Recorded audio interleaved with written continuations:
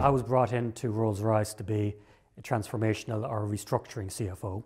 We had lost half our revenue and all of our profit in the space of 36 months.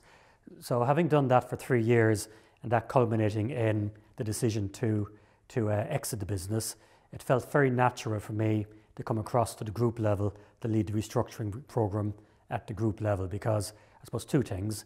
Firstly, a lot of the challenges and tasks were the same around simplifying the organisation and empowering the businesses within the organisation.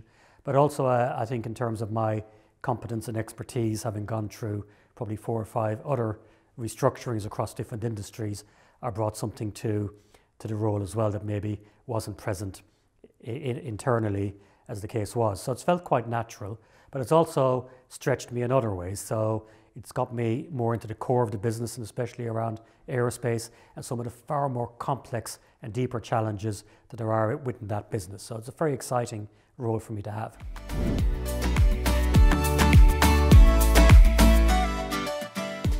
So the restructuring program is, from a macro level, looking at 4 large improvement levers: structure, process, people and culture.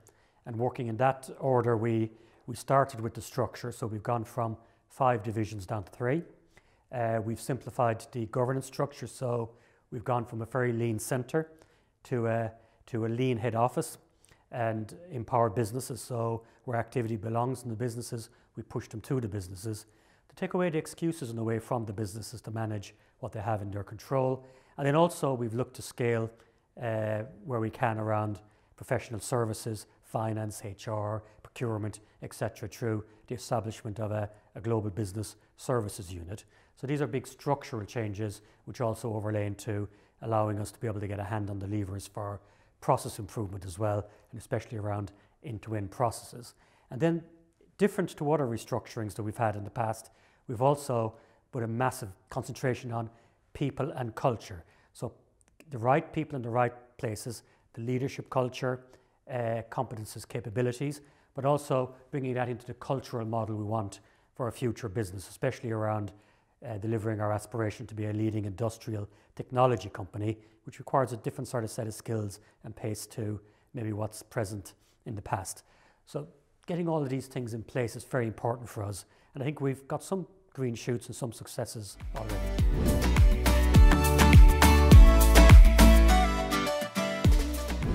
I look at simplification through it being more of a paradoxical problem.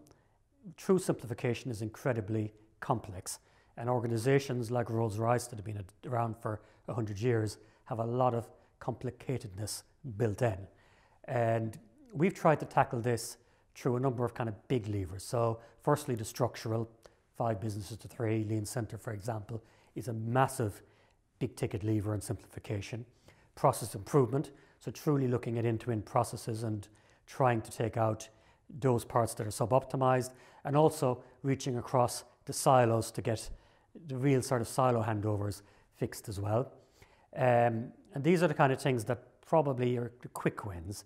The harder ones is influencing the culture and the behaviors of the people to really look at simplification through the lens of questioning everything and how we can do things better, easier, and not waiting for permission to do it, which is often the case in large organizations.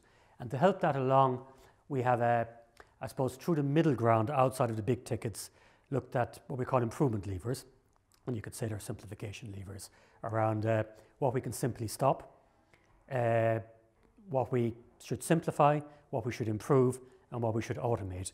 And there's a very big overlap between pulling together and scaling activity through our group business services and the process improvement, the simplification, and those activities as well. So a lot of it happens in that space, but also it's around the culture of not asking permission to question things and change things, which is taking some time, but I think we're making very good progress.